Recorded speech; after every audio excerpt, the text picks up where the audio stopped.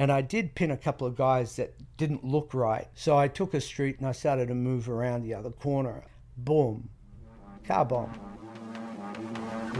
Pakistan is in the grip of a raging drug epidemic flooding in from neighbouring Afghanistan. Amidst an economic collapse in Afghanistan, the country's drug trade seems to be booming. The gross value of Afghan opiate exports is estimated at between $1.5 and $3 billion per year.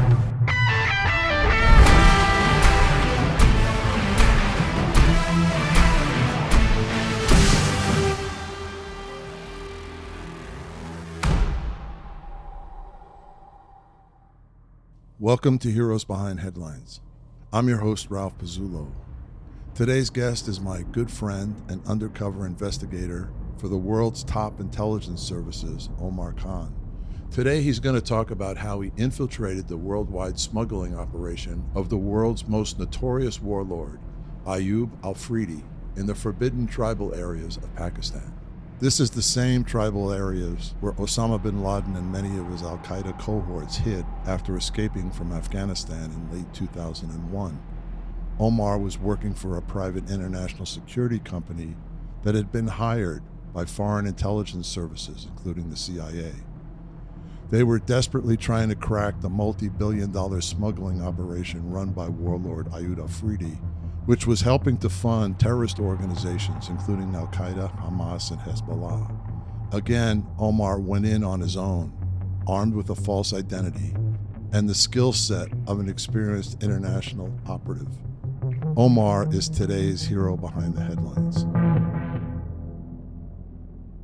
This operation started pretty much after 9/11, and radical groups were spawning across the world, and that was destabilizing a lot of countries at the time. So I was involved with a particular group. As an undercover operative? As an undercover operative, monitoring an educator that had links to universities in Malaysia, Singapore, and in Melbourne. Mm-hmm. And as a result of working in with him, I ended up in Malaysia, and there was my counterpart that was supporting me in Malaysia, and this particular guy was also involved in the operation against the triad smuggling cigarettes into Australia at the time. So he was working for one of the international security firms. That's correct. Okay. And he's, ex-police intelligence at the time out of Hong Kong. So we were having a conversation, and he had mentioned that he'd been to the tribal belt in an APC trying to gather up intel and understanding of what was going on out there. And he said to me, Omar, it's just way too dangerous for a Westerner to be walking around or getting up and close to anybody there. And as we were chatting away, it dawned on me that I had the perfect cover with what I was currently doing, and I could use elements of that cover to establish a strong rapport and connection with those in Pakistan, particularly towards the tribal belt. As I mentioned this, he said, are you willing to go there? I said, yes, this would be a great job for me because I've done a lot, and I'd like to pin myself against some of these guys and see how I would go. Now, just to interrupt for a minute, the tribal belt at the time was the hotbed of radical activity in the area. That's where bin Laden was supposedly hanging out, and a lot of the Al-Qaeda who had been kicked out of Afghanistan, correct? Yeah, what that was that, the tribal belt was an ungoverned area for over 100 years. Mm-hmm. This was an area where you had to be armed just to go in there. And, during the bombing campaigns by NATO and American forces, Al-Qaeda and any other radical group retreated into this area. Where they felt protected. They were protected, but that was the hotbed for smuggling, heroin trading, and, of course, counterfeit cigarettes. And this particular area at the time funded Arab terrorist groups. I should mention also Hamas and Hezbollah. Mm-hmm. Hamas and Hezbollah used cigarettes quite extensively with what they're doing. And cigarettes accounted for around about 20% of funding for terrorist organizations, No kidding. which was Wow. second to heroin at the time. And heroin was produced in large quantities out of Afghanistan at the time.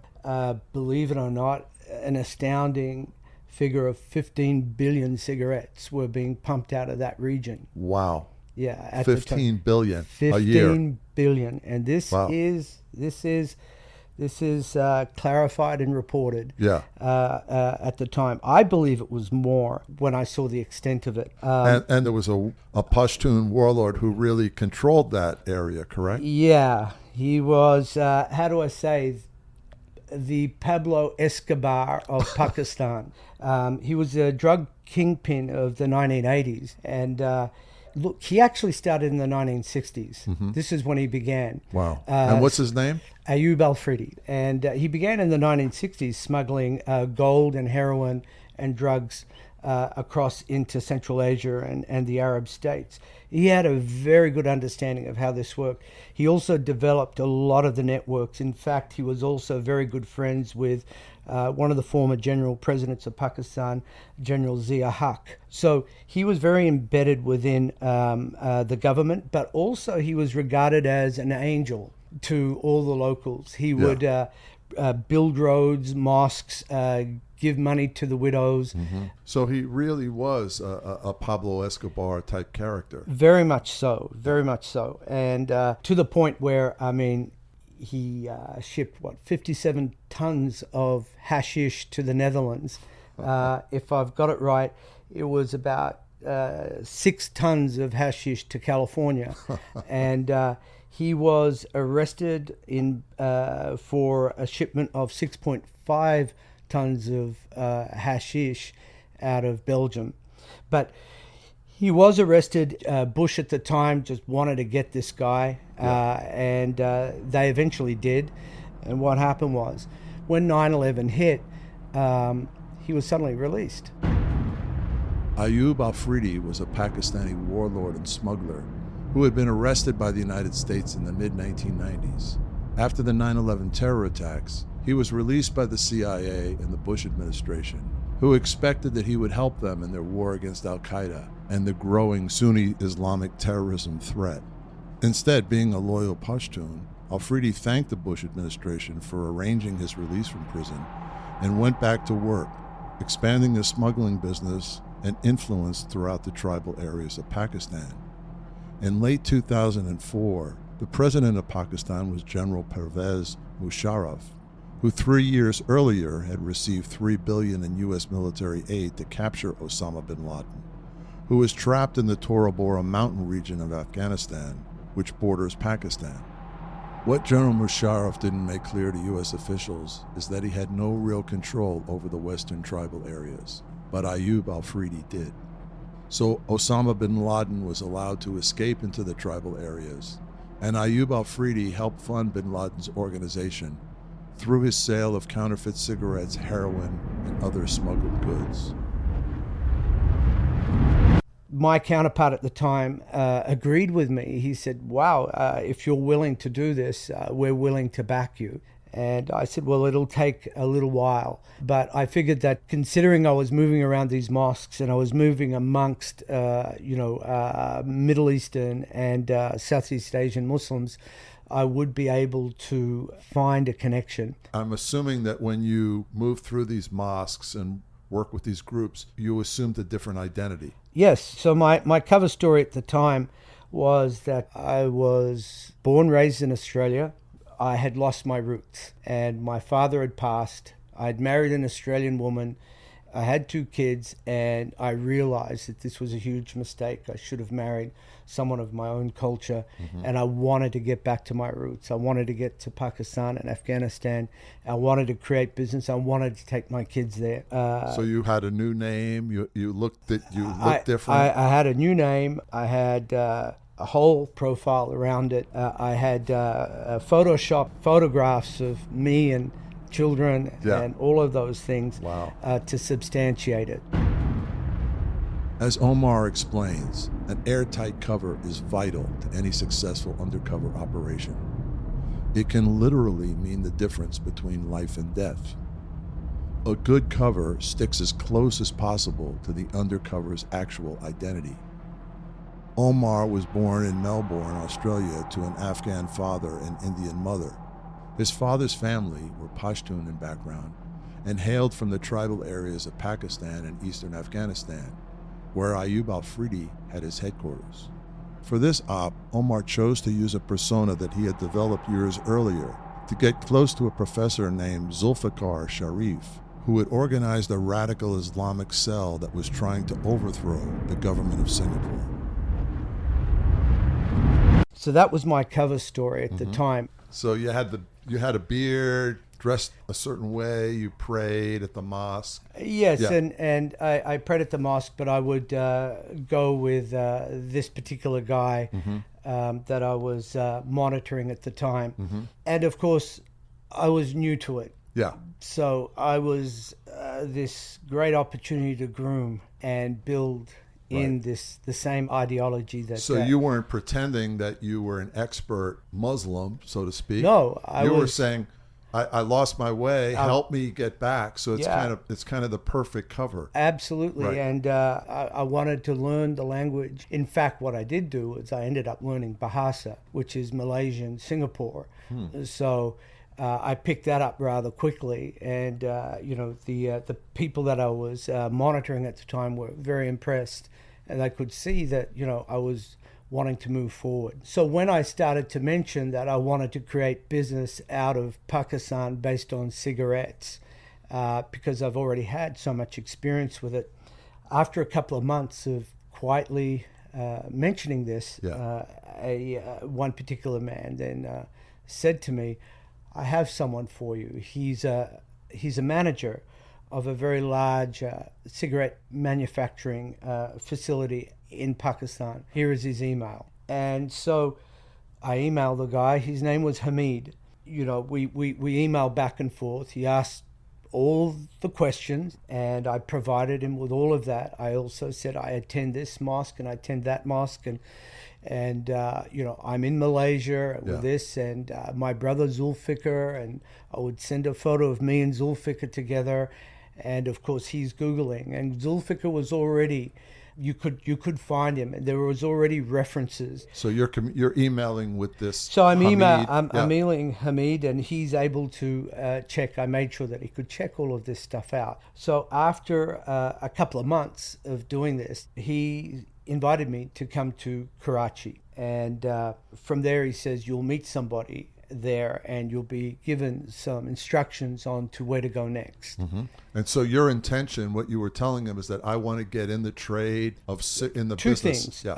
One was counterfeit cigarettes, and the other one was counterfeit DVDs. Okay. At the time, counterfeit DVDs was also funding terrorist activities, particularly out of England, believe it or not, where a lot of these terrorist organizations were also rising up and becoming prominent. And this was used by these, counterfeit CDs. So I mentioned both. And of course, as I said before, I had a lot of experience around the shipping of cigarettes and the manufacturing of them. Yes. So I was able to talk about all of that. As a result of that and some of the knowledge that I already had, I was invited to Karachi. So once that was laid down, then I had to then create the whole launching pad to get in there. Now at that point, Daniel Pearl came into the tabloids, and he was beheaded. Daniel Pearl was a Wall Street Journal reporter who was in Karachi in 2002 researching a story when he was kidnapped by Islamic terrorists and accused of being a spy. His brutal beheading, captured on video, shocked viewers all over the world. The memory of Daniel Pearl's beheading was vivid in Omar's mind when he arrived in Karachi in late 2004 to launch an undercover operation that would take him into the lawless and largely Taliban-controlled tribal areas. So that sat very clearly in the back of my head, that beheadings is a normal thing out there. Yeah. And it all happened in Karachi. And of course, Karachi at the time was one of the most dangerous places in the world.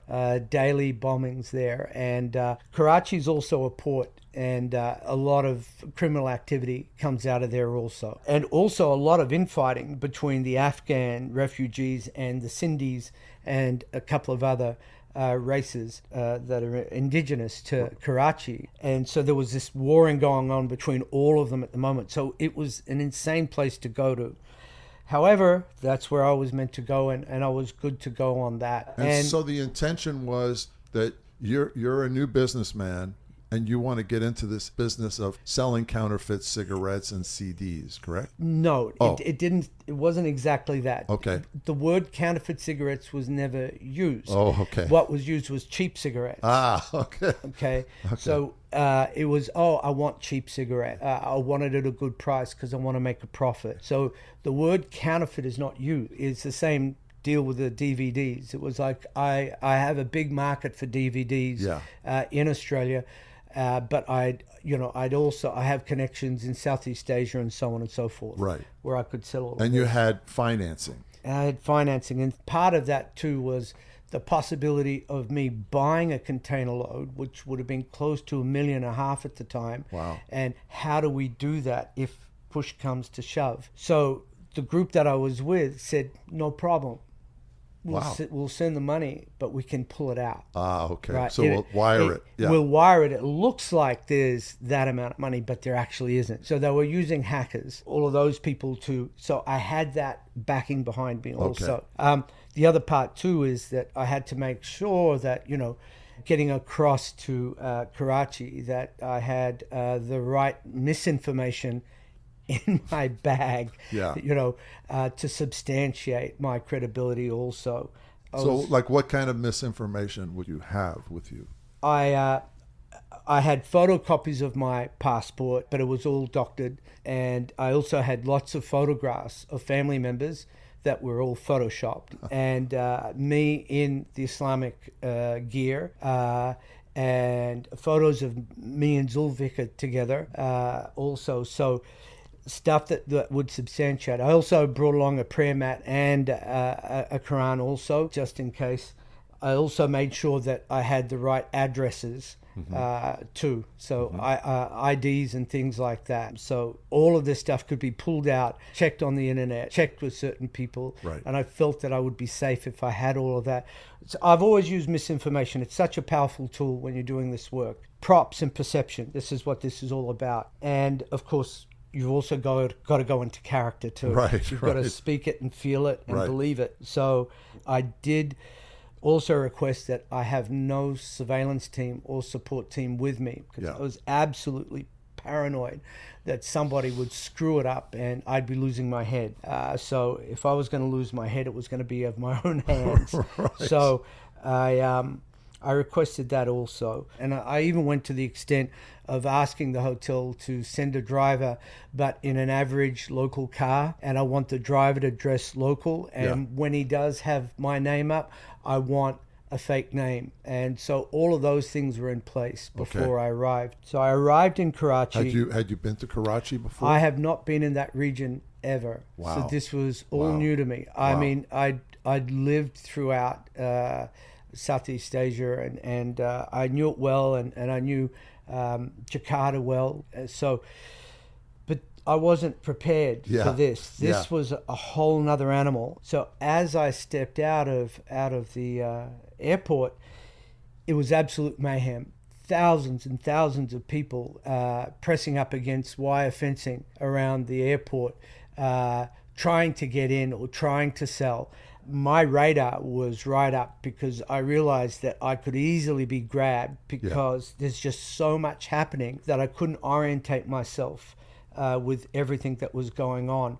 The adrenaline was up, my eyes were open, and I'm looking at everyone. And I'm also really aware that I could be followed by this group with everything else going.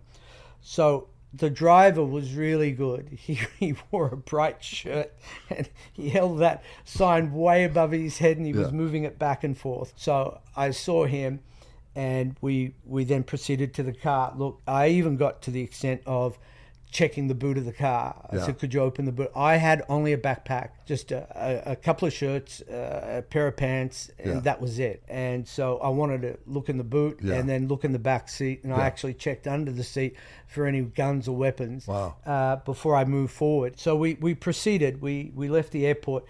The road going to the hotel was sandbagged all the way. And the driver was explaining to me, do not veer off certain the main roads here. If you veer off, you're done. He said you'll be robbed, killed, anything can happen to you. So he said stick to the main road. And so arrived towards the Sheraton Hotel. There are 2 checkpoints. First of all is to check ID, check the driver.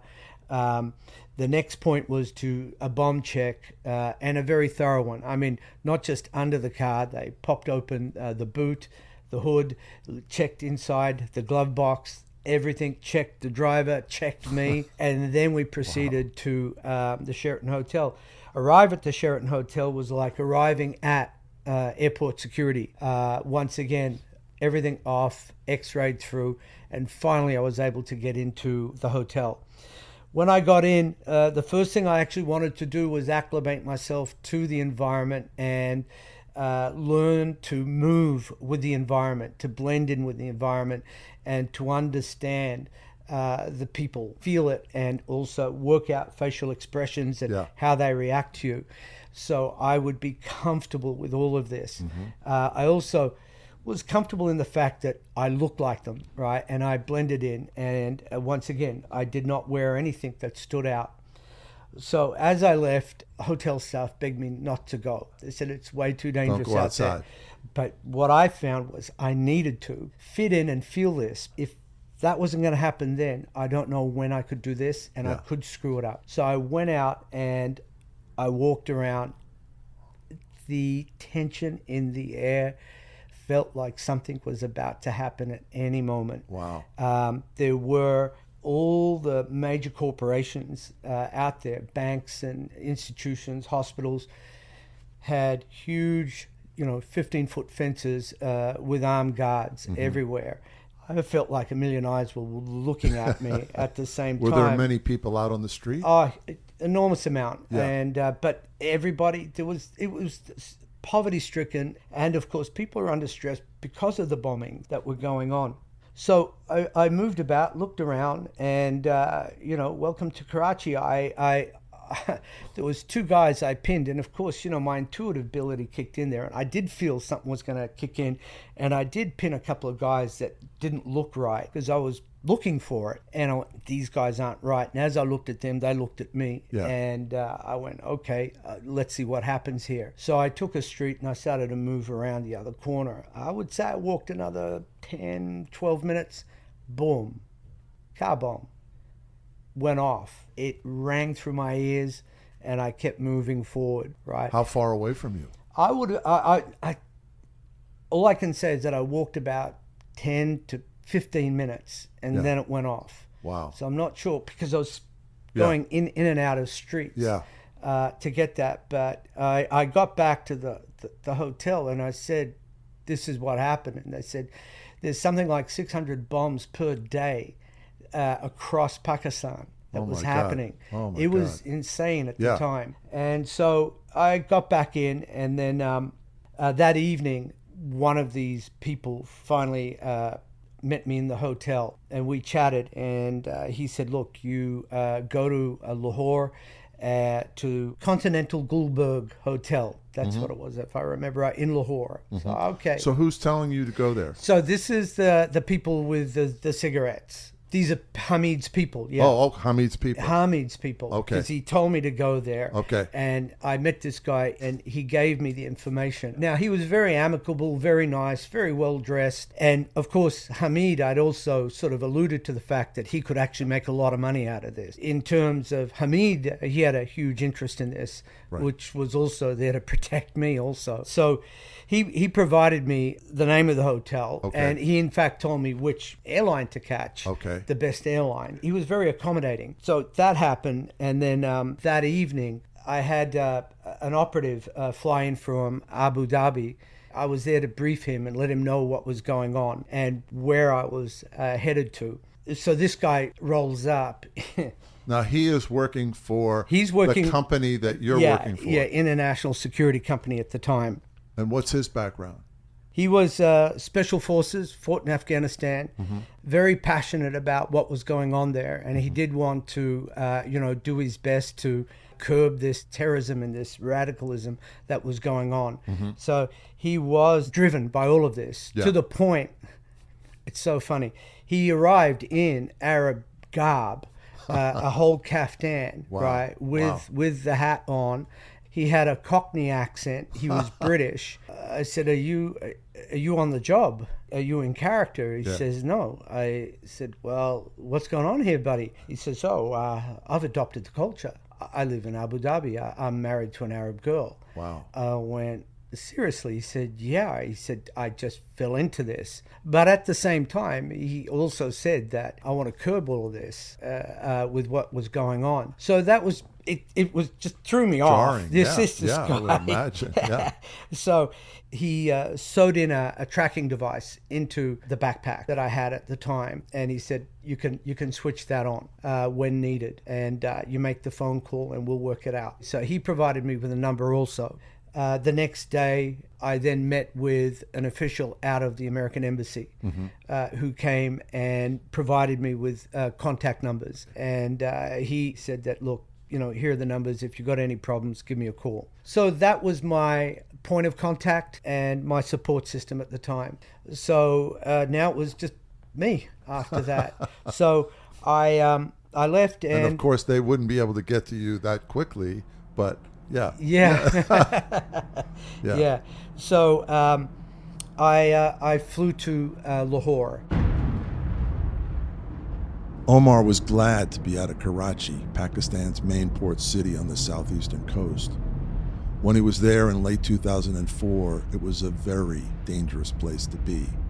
The government was unable to control the sectarian fighting between the minority Shia and majority Sunni population that resulted in daily bomb attacks and other types of violence. Omar found the atmosphere less charged in Lahore, 750 miles northwest. Lahore was the capital of the Punjab province and the second largest city in Pakistan after Karachi. It was also the home of Omar's main contact, a man named Hamid, who ran a cigarette factory and claimed that he could help him buy a large quantity of counterfeit cigarettes. So Lahore is mainly Punjabis, and they're a completely different breed of people. And in Lahore, there wasn't a lot of bombings and things going on. How do I say? Lahore, Punjabis are more Indian than anything else. Yeah. And Pakistan is really broken up in regions. You've got Pathans, which are the ones that are the fighters. You've got the Sindhis, you've got the Punjabis, and you've got others in between. Very different races of people with different temperaments. The Punjabis are actually quite sweet and kind and open people. So I arrived. So you felt safer? I felt more comfortable there. Yeah. Totally different. It's Yeah. a completely different vibe to Karachi, where it was just full-on war zone. So I arrived at the hotel, and early morning, Hamid arrived, and we chatted. He wanted to know all about me. And again. Hamid is, what does he look like? How old is he? Hamid was in his late 50s, actually thin man, dressed in a white shirt, gray pants. Distinguished looking. He had prayer beads in one hand that he would move with his hand. Bald. He was bald and wore glasses, and he was a very gentle man. You wouldn't know any different. And so it was then that we started to discuss really what was going on. And we chatted first about family, showed my photos, where I was from, all of these things, and how I ended up in Australia, who my father was. He wanted to know all of it. Whole story. So I got it down to which village my father came from. Yeah. Right. In fact, this is strange, I actually picked the name of the village where they actually found Osama bin Laden. Oh, Abbottabad. Yeah, it was so funny. And you just randomly picked it. That's wild. And so I told him exactly everything that he needed to know, to the to the T, and he was relaxed with that. And what happened is he took me for a tour, and it's during the tour that he started to talk. We were looking at things, and he said, you know, here in Pakistan, you can buy cigarettes outside of the traditional marketplaces. And I said, that's what I'm looking for cheap cigarettes. He says, I can get you very cheap cigarettes. I said, is these cigarettes as good as the other cigarettes? Right. He said, yes, they are. Same quality. Same quality. And I went into, how is the packaging? You know, can I get tax stamps? Is the cigarette and the tobacco tight? Right. Is the filter will stick together with the cigarette? Will that burn too quickly? I asked every question. What about the color of the packet? Is it rich in color? You know, Marlboros need a really rich red. He was surprised how much I knew, to the fact that I felt like I knew more about it than he did. Because he was dealing with, you know, genuine cigarettes. Legitimate. But he had all these contacts. Right. So you were looking for Marlboros. Marlboros at the time, yes. And yeah, he was truly impressed by it all. And I also talked about shipping and how that would happen. And I asked him that I'm really looking to ship outside of Karachi. So the whole idea was that I was trying to build a business, right, without referencing the tribal belt. Right. You never said anything. I just want the cigarettes. So I never referenced the tribal belt in any of this. Okay. Intuitively, I knew that's where I was headed with this guy, because you couldn't mention this, because if you did, it would give away everything very quickly. Right. So he says, "Oh, no problem." So you're telling him, I want to ship them to Australia? I want to work with the Chinese. I can land them in Australia. I also want to bring them to Malaysia. In Malaysia, there's a free zone, right? A free port there, where you can ship a lot of this stuff, and it's sort of overlooked in a way. So, I mean, because of my work in Malaysia, I knew all of that also. So I was able to piece all of those things together with that. So because of my knowledge extended beyond his, and my knowledge of shipping and the quality of counterfeit cigarettes and how it works, without referencing the word counterfeit cigarette, my language was correct. So with that, he became much more comfortable. And these conversations were done while we were walking. He was showing me palaces and old ruins and things like that. When we sat down for dinner or lunch, we never discussed a thing. He wouldn't do it that way.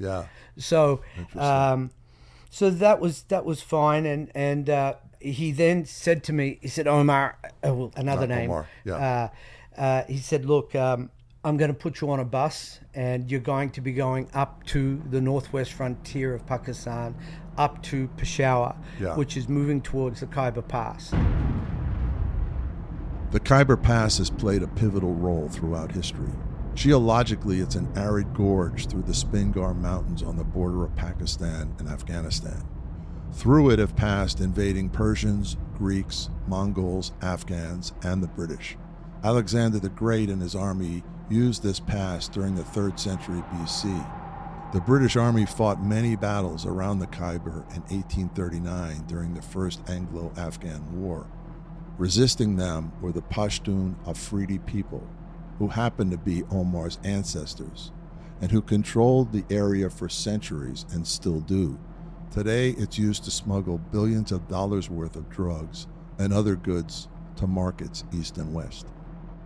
At this stage in the operation, Hamid placed Omar on a bus going towards Peshawar, Pakistan. There he would meet Hamid's connections to the region's underground cigarette smugglers. He said, look, I've arranged 2 seats, so nobody's going to sit next to you on the bus. Fine. So he gave me the address. In fact, he got a driver to come and pick me up to drop me off. At the bus station? Yeah. So I get to the bus station, and I'm once again looking to see if I'm being tagged, followed, as I expected this might happen. And I picked 2 of them. Eyes on me. They weren't very good. They needed to, up their game a bit here. It's pretty obvious. But at the same time, I was aware that, they were smart enough to put somebody on me to see if I was going to be contacted or talk to someone during that trip. Right. So I did not use my phone at all during the trip. But as I was boarding the bus, there was a bus employee with an old VHS camera, the big cameras with the big VHS tapes that sits on your shoulder. Yeah. And he's filming every person going on the bus. And I stopped. I said, "What are you doing? Why are you filming?" Yeah. He said, "For identification purposes, sir." I said, "Why? Yeah. Why do you need identification?" He says, "Oh, you're going up to Peshawar, the Tribal Belt area." And yes, he says, "Oh, bandits, lots and lots of bandits there. So many buses get robbed and many people get killed. So I need your identification." So they have a record. They have a record of who's going on the bus. Right. And I went, "Hello, okay." And so it took several hours. It took a couple hours. It's a long trip, right? It's a long trip, yeah. Mind you, though, I was surprised the road going up most of the way was pretty good. But as you entered into the mountain area, it was a little windy, and it was a bit dangerous at certain points with cars coming from the other direction. My God, though, it was like going to the top of the world. I mean, mountains, the region was just glorious. It felt like you were on top of the world. Wow. But at the same time, it was no man's land. You were passing, as you got further into the Khyber Pass, that area, there you started to see the old Afghan men with their AK-47s. And I thought, okay, now I'm getting in there.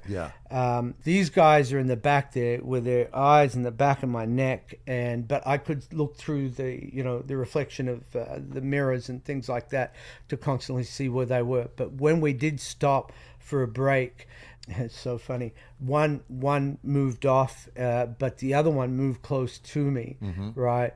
And was just checking me out, so to speak. But, they were fine. Jumped back on the bus. They were watching me. Got up into Peshawar, and I started to see UN vehicles, military vehicles, and then just absolute sort of chaos amongst people moving around everywhere. And there you could see, men armed and a whole market area. But the whole place was incredibly full of tension, and it was a place that if you did stand out, you were going to be done. Right.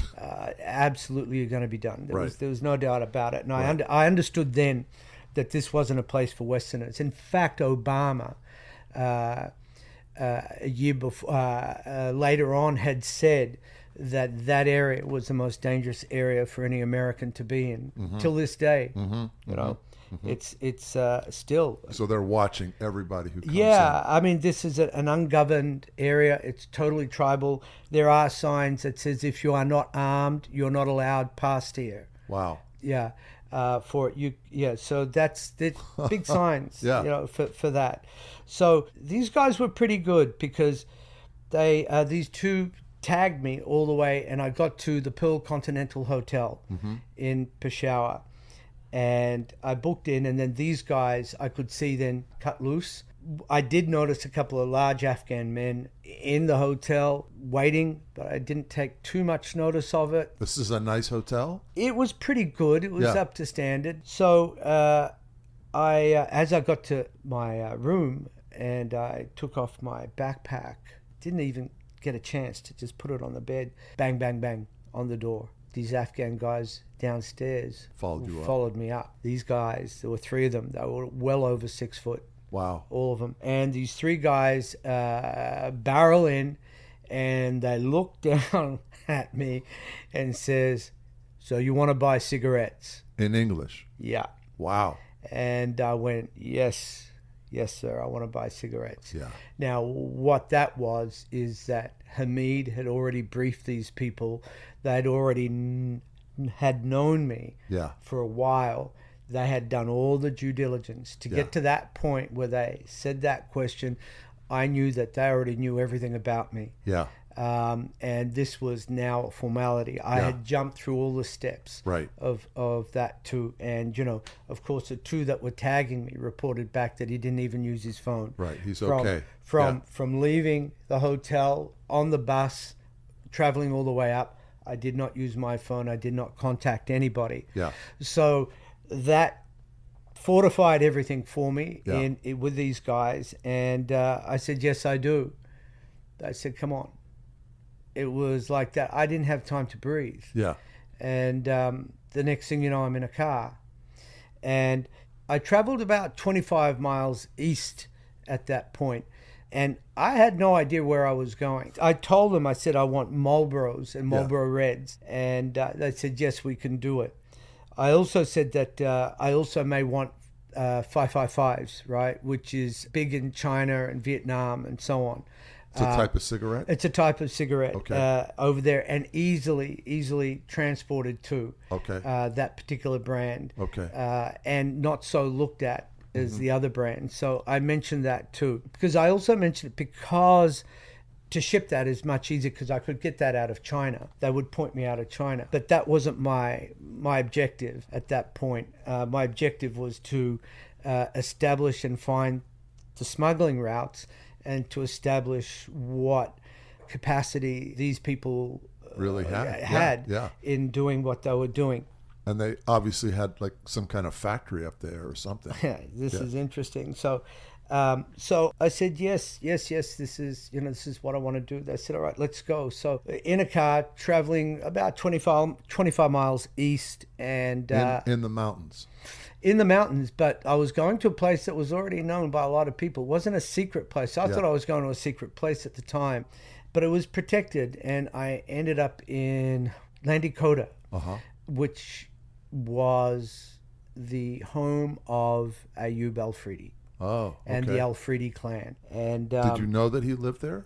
I had no idea. Honestly, I was so focused on the cigarettes and the smuggling routes. I didn't factor Afridi into any of this. Mind you, though, back in the day, I don't think there was a lot of information on it at the time, and neither did, it didn't come up in my search at this point.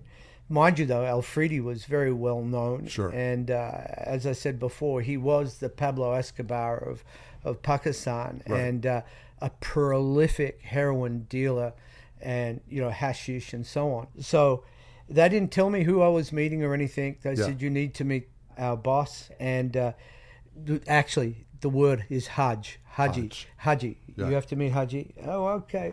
Haji, the boss. Yeah. And so we arrive, and I'm looking at a compound with 20-foot high walls, with barbed wire, anti-aircraft guns. They were now the Taliban, no more the Mujahideen. And I entered in, and at that point, I thought I was done. Pardon my language, but I fucked it up. I screwed it up along the way to pick something up, because I'm about to go into a compound, and that could very well be the end of me. Get your head chopped off. Getting my head cut off. Yeah. So I had to maintain calm. I had to keep my breathing right, and I just stayed in character. They wouldn't tell me what was going on. So you go in this compound, the doors closed. There's armed men all over the... So I go in, and it's a square in the middle. Beautiful gardens, and there were peacocks moving around. There was a deer in there, some garden in the background there, and there were day beds, these where Afghan men just sit on these flat beds. And of course there were the Afghan men with a long beard and the hat, and the AKs in one corner there, and they're all smoking the hookah, and of course they all glance across to me. As I was entering, though, Russians were leaving. Dressed how? In suits? Or? No, one was actually dressed in a military uniform. Wow. And the other one wasn't. And I figured that, okay, this is either Russian military and Russian organized crime. The other guy was not military. Yeah.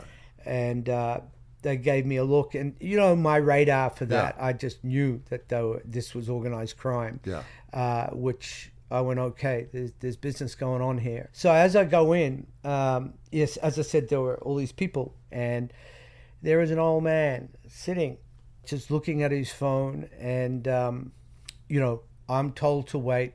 They go to him, they whisper into his ear, and he says, oh, come. So I go across, and I'm seated in front of him, and I'm now in front of Ayub Afridi. As we said before, Ayub Afridi was a legendary figure. Starting as a truck driver, he eventually made a fortune smuggling gold and other contraband.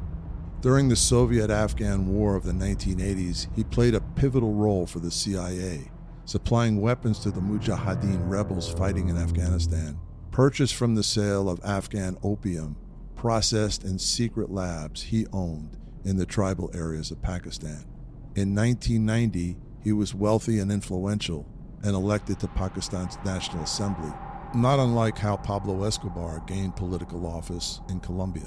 In 1995, the U.S. tricked Ayub Afridi to leave the tribal areas by promising him safe passage, only to arrest him for importing hashish into Belgium. He only served a few weeks of that sentence, but was arrested again in Pakistan. The U.S. arranged for Afridi's release after the 9/11 attacks, hoping to enlist his help in arresting Osama bin Laden and destroying Al-Qaeda.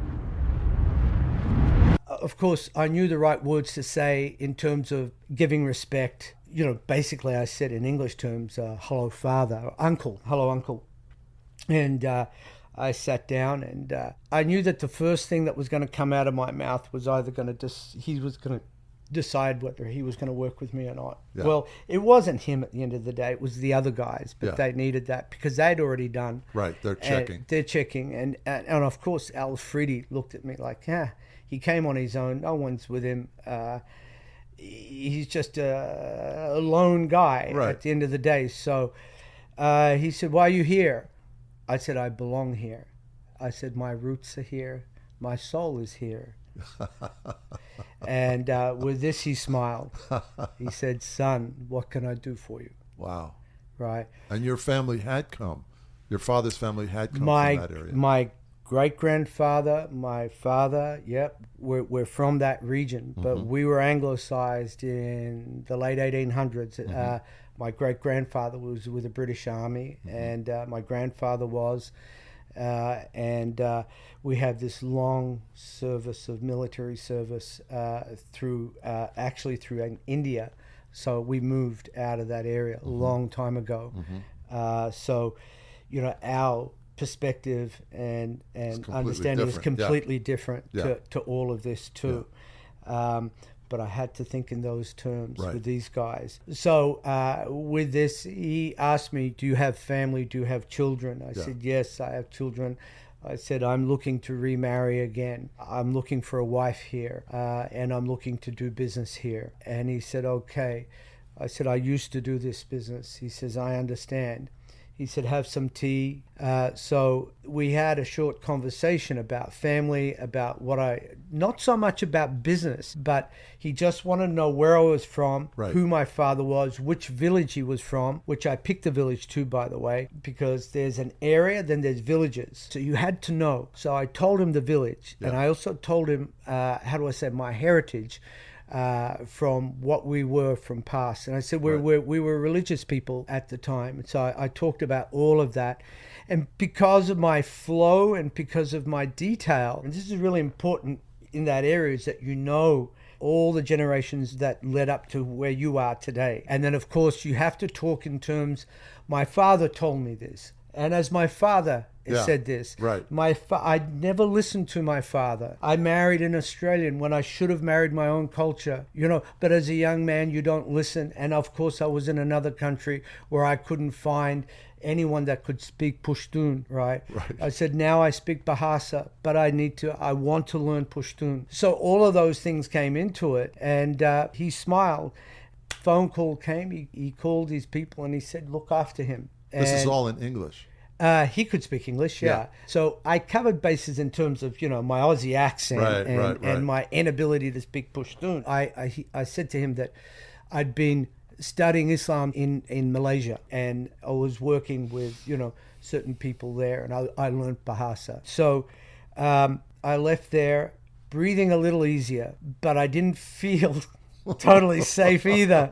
I thought, did I get that over the line? I mean, Afridi is the guy. The guy. He's an old warlord. Yeah. And, he has been jailed in America, and he he's prolific in what he was doing, and, his reach was very, very long. So you really didn't discuss any business with him? No. Yeah. His other people did. Yeah. He did not really want to discuss business at all. Yeah. Which is what you would do at the time. Like Pablo Escobar, you wouldn't discuss business with him. With him, yeah. No. But I could also see that his health was failing too. He wasn't that healthy at the time. Yeah. Also, but what I was told by these guys that were driving me back, that he was like a god, and that he had more money than the Pakistani government had. Yeah. And that he supports all the poor people and all the rest of it. Yeah. So he was very much loved and very much protected. Yeah. In fact, the authorities tried to go up there and arrest him once, and he has his own private army at the time. Sorry. There was, going back, so what it was is that I chatted with these guys, and I said, well, cigarettes. He says, Haji has factories. I said, he has factories? Ayub Afridi? He says, yes, he has many. I said, he produces his own cigarettes. He said, yeah. I said, he said, we have, it's called One Last Cigarette. That's the name of the factory? One Last Cigarette. Yeah, One Last Cigarette. He also said to me, he said, do you want to buy, Afridi has his own brand. I go, no. He says, yeah, it's called One Touch. So that I did not expect out of all of this, because Afridi had his hands in heroin and all the rest of it. So where did he find the time to do this? But there's a lot of money in it. A lot of money in it. And they would not give me the location, but they said that where these factories are was only a few miles away from Peshawar, up near the tribal belt area. So we went back to the hotel and we discussed further. And I said, I want to buy a 40-foot container of cigarettes. How do I do this with you? How does this work? He said that, well, we use the Afghan army to transport the cigarettes, and we bring them into over the border into Iran, and we ship them out to the port of Bandar Abbas. So they cross through the Khyber Pass into Afghanistan.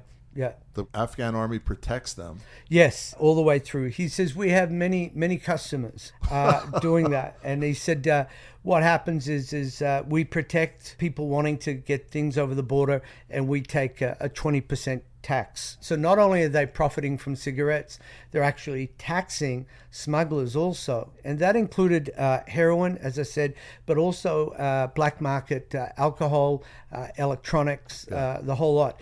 And this was entering into many other countries. The other thing about it too was that there were a lot of counterfeit cigarettes that were coming out of that region and coming into the United States, particularly into New York and Carolinas. And there were a radical group out of there that were obtaining smuggled cigarettes and counterfeit cigarettes. In the Carolinas. In the Carolinas and New York. Wow. Right.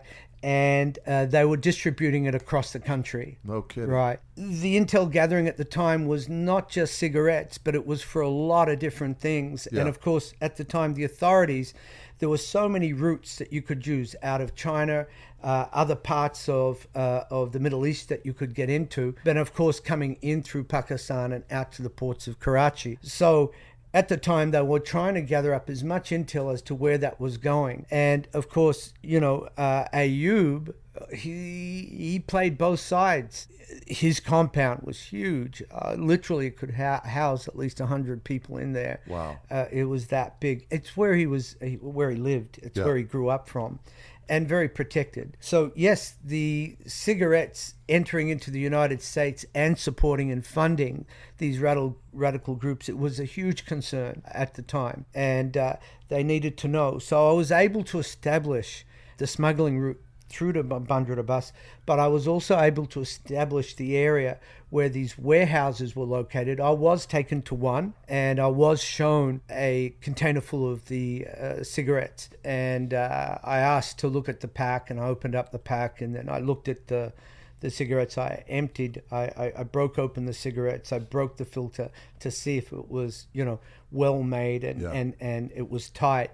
And they were watching me do all of this. And I said that I would want some samples. At this point, I wanted, and the way I work it is that they had reds, but I said I wanted Marlboro Lights, and they didn't have those at the time, which gave me my exit out. And the cigarettes that you inspected were perfect. They were absolutely perfect. I mean, seriously, they did a great job.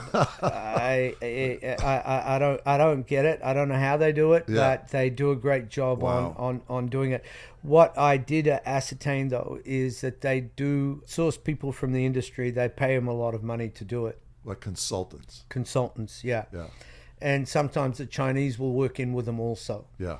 The Chinese are also prolific for that. The North Koreans, also South Africa is another area too, where all that happens. So cigarettes overall has played a huge part in funding terrorist groups and radical groups and organized crime groups across the world.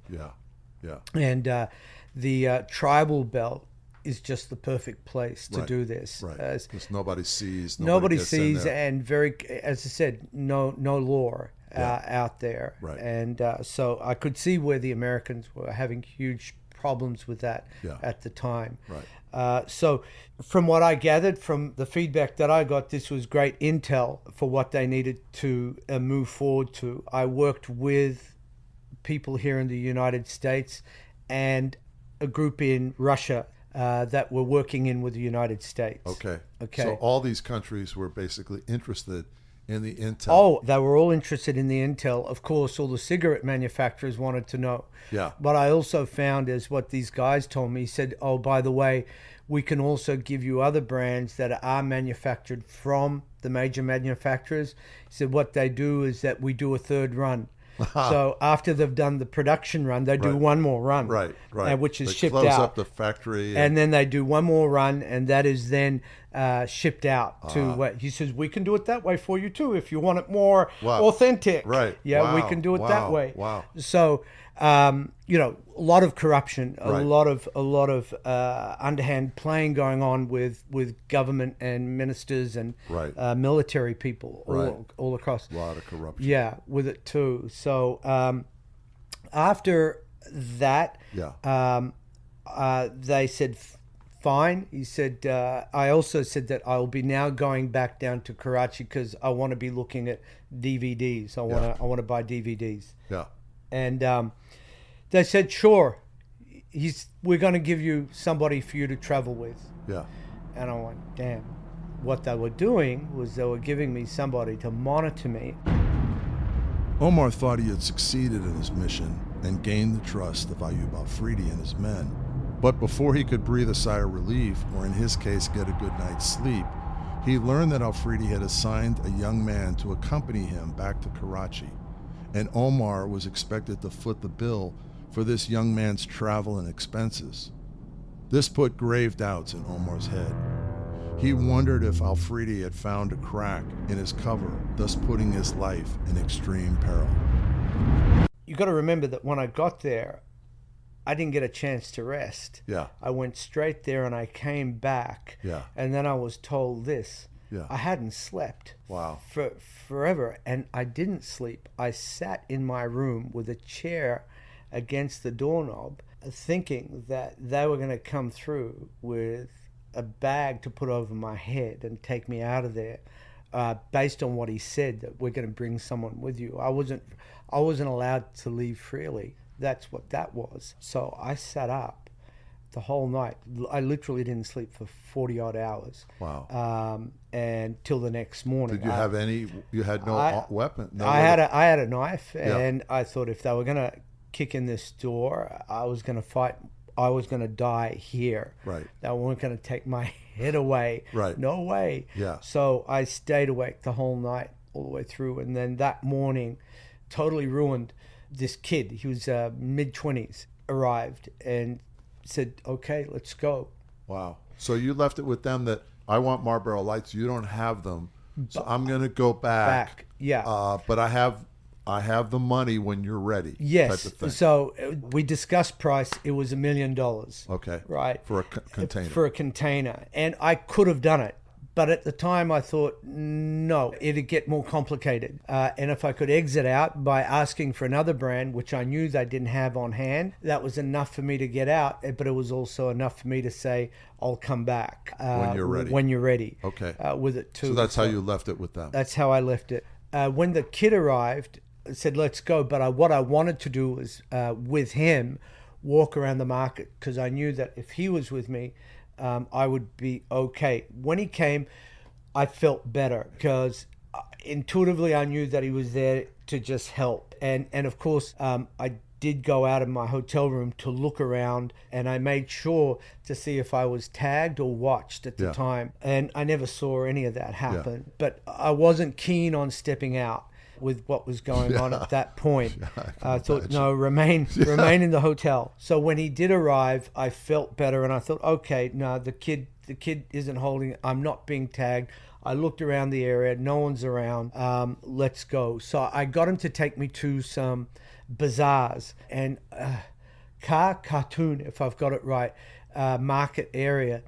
And what I discovered there were stores where there were slabs of hash, 5 foot high for sale. You could find heroin. You could find all the different types of guns you want.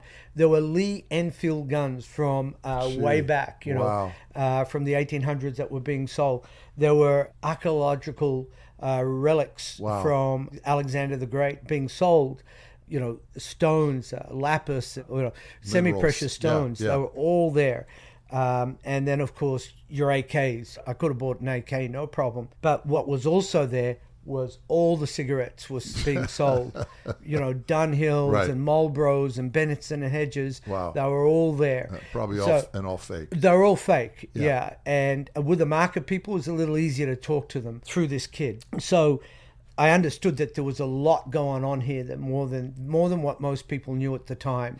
And then talking to the kid, he gave me more intel. He told me that Ayub had, at the time, 15 factories. Wow. Yeah, 15, right? He also said that we have 8 warehouses also. And he said we distribute through Pakistan to Karachi. He gave me a lot of information. And, of course, he said, yes, we go over the tribal belt and we distribute that way too. He did also point out 2 key players. And these were the 2 guys. Yeah. I said, these are your bosses? Are they the guys? He says, yes. They run everything. And so, because they never told me their position and all that. Right. But this kid didn't know. So I got their names and what they were doing, right? And I said, well, which village are they from? And then he gave me the village, the name of the village. Wow. So I get up. This is intel that they couldn't get. And this is all just stored in your head? Stored in my head. Yeah. At the time, you're good at it. Because you can't write anything back down. In the day, yeah. And so he gave me that information. He gave me the villages, areas, and he did confirm that what these guys said, that the factories were just outside of Peshawar too. Wow. So he was great for that. Yeah. And of course, I was buying him things and treating him as like, my little brother. And of course he just kept giving me bits and pieces and all that. Communicating in English? He could speak English. Okay. In Pakistan, half the population speaks English because of the British influence. So we then travel back on the bus and we get to Lahore. I book him a room. And once again, I do the whole counter surveillance. I check everything. I check how to exit out, just in case I'm grabbed again in some form or another, or this kid might, make a phone call. But I was also very careful with the kid. So I did make the odd fake phone call in front of him, to Australia and all that, like, Assalamu alaikum, brother, wa alaikum salam. How are you, my brother? No, I haven't been doing my prayers, this sort of thing. And I would open up my backpack and I'd pull out my prayer rug with the Quran. He said, brother, we need to pray. So I knew all of this was establishing a relationship with with him, but also with these people. So all of those things were happening at the same time. Of course, I said to him, you know that when I start to establish my business, you have to come and visit Australia. So that was building up more of a relationship with him. And he did tell me that the Chinese, the Russians, they buy cigarettes also, but he didn't go towards any of the radical groups. He didn't mention any of those. But yes, he was a great source of info. So we, once we arrived in Lahore, only a night, and then we... Did you see Hamid again in Lahore? I totally forgot. Yeah. Well, it's okay. No, because I'm so focused on this kid. Yeah. Yes, he popped in. Okay. Why would I have forgotten that? Because that is where I got really sick. What happened was we had dinner. Okay. And with Hamid. Yeah, the kid. Yeah, Hamid and the kid, and Hamid. I explained to him that I would be coming back, and this was going to be a great relationship for both of us to make enough money to grow our families, and I could have more children, and and live in this beautiful village, and all of those things. And so we built this up. But it's funny. While we were doing this, and there's a lot of stress and tension going on. Sure. It's still in play, right? Sure. You're not out of the woods yet. Right. I could screw it up at any moment. So, not paying attention, the waiter had brought a glass of Coke with ice in it, and I wasn't thinking, and I drank it. And when I drank it, I immediately went, "Oh, fuck." Wow. The water, the ice. Oh. So I said to him, "Where did this Coke come from? Was it out of the can?" And the little waiter said, "No, sir. It came out of the fountain." Yeah. And I said, "I'm screwed. I know I'm going to get sick." Yeah. Food poisoning in Pakistan at the time was prolific. People were dying from it. Yeah. And as soon as that happened, within an hour, boom, I started shitting like there was no tomorrow. Oh, God. Fever, sweating, the whole lot. So now I'm really sick. Yeah. Right. So yes, I left Hamid. I gave him, the information of what transpired. Of course, Hamid already knew. Yeah, right. And he was going to get cut in on this deal. He was going to get cut in, but he knew already what was happening. They told him. You told him. It was clear to me. Right. But he was also excited that I didn't get my head cut off. Right. Right. And he was going to make some money. And he was going to make some money. Right. So it was all happy, so to speak. Yeah. Mind you, though, I was terribly sick. And I was throwing up, shitting and sweating, the whole lot, to the point where I was sort of hallucinating. It was that bad. Get on a plane, get to Karachi, and I tell this kid, I need to get to find DVDs. I got to find DVDs, but I want to go to the factory because I want to get it cheap. Yeah. But once again, cheap DVDs, not counterfeit, right? So I get to Karachi and we go to a particular place, but this time I'm so sick. I could barely function at this point because of all of that.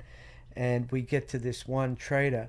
So I sat down and we negotiated it out for DVDs. Yeah. He gave me his information, and he did lead me to certain factories, but at this point I was very sick, and I also had already achieved my objective, which was the cigarettes. Was to gather the intel of what I needed and if that needed to be opened up. But I did get certain names and the villages that they could go to and check on. Right. Also, the kid was a huge source because I could track the kid too. Yeah. So what happened was I got the kid's full name, his phone number, his email, everything. Wow. Right. Wow. Which they did not count on, right? Because I promised this kid that I'd bring him to Australia, and of course this kid thought that was a huge, even bigger thing they had than to offer. Yeah. So he gave me all the info, right, which was then passed on to the authorities, which I believe would allow them to open up and track other people. Right.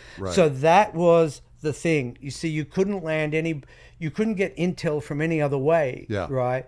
But to be on the ground, dealing with the people who up did close it. and personal, and then getting the information that could then open up all the information that was required. Well, hopefully some of it anyhow. Wow. So I felt like job well done. I did it. And at that point, the kid went right up to the airport, to the airport doors, and said, bye.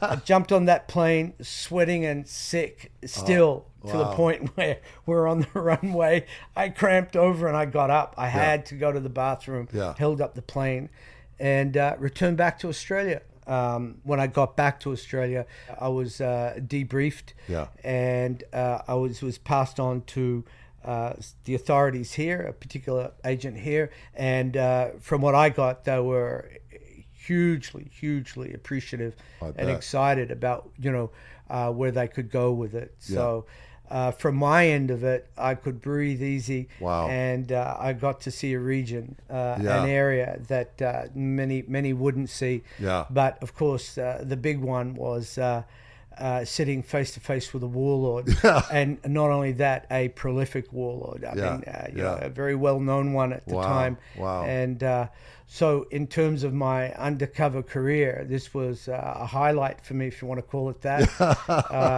And I imagine it served to disrupt a lot it disrupted the route. It also opened up key players that they could identify. But it also, you see, these two guys, just getting back to it, these guys were the main guys, and one of them was also the one about the money. Yeah. So this guy, particular, when I was talking to the kid, because I was interested in this guy, because he was the one about, these are the accounts, these are where we would do it from, right? So on and so forth. Like, how I would place the money into which particular account. Right. Okay. So that opened up the doors to what I believed to get into his emails and so on, where we could track a lot of the financial stuff through him. Right. And it probably they probably helped them roll up these Islamic groups, radical groups in the Carolinas and New York. It did. Yeah. Yeah. Eventually, I believe the CIA, FBI, were already working on it, but how do I say, the origin and the connection to it just substantiated what else was going on, right? And then put the right procedures in place to stop all of that happening. Right. But there are a lot of authorities that were involved with this. Sure. But the information you were providing was key. I would say that I was one of the key players. There's so many people involved. As I said before, not too many people got to sit with Ayub Afridi. Totally unexpected, though. Totally unexpected. That's an amazing story, Omar. No. Wow. But you're a very modest man, but I'm sure that that intel was passed like all over the world. Yes, it did have a big impact on curbing the smuggling out of one of the most dangerous regions of the world. The magnitude of what Omar had accomplished is hard to put into words. He had penetrated one of the world's top smuggling operations, which the CIA and other Western intelligence services knew was funding Al-Qaeda, Hamas, and other terrorist organizations. He met with the legendary warlord at his heavily armed compound and learned that he ran factories in the tribal belt that produced mass quantities of counterfeit cigarettes that were sold in major cities around the world, including New York and London. He also learned that Afridi's criminal network smuggled drugs and counterfeit goods through the Khyber Pass into Afghanistan, where they traveled under the protection of the Afghan army to Iran. Just a few months after Omar left Pakistan, Ayub Afridi was ordered to appear before Pakistan's Supreme Court. When he failed to show up, the Pakistani Anti-Narcotics Task Force seized his compound in the tribal areas and other factories and properties valued in the tens of millions of dollars, thus destroying his counterfeiting and smuggling operation. I've met other undercover operatives who work for the FBI and CIA, but Omar is unique, infiltrating criminal and terrorist organizations without backup and producing results in an extremely short amount of time. He's able to do so because of his intuitive or psychic abilities. So it might come as no surprise that today he makes his living as a psychic medium to clients all over the world. if you haven't heard the previous episode with Omar, where he describes how he infiltrated the Chinese triads and took down a multi-billion-dollar money laundering and smuggling operation, I urge you to do so. Like in the case of the triads in Hong Kong, Omar had infiltrated a criminal network when many others had failed. And he did so in a matter of weeks. Once again, intelligence services used the intel collected by Omar to take down one of the biggest and most dangerous smuggling operations in the world. And once again, Omar used his psychic abilities to good end. He's today's hero behind the headlines. Thanks for listening. I'm your host, Ralph Pizzulo. Please subscribe, and don't forget to tune in next time.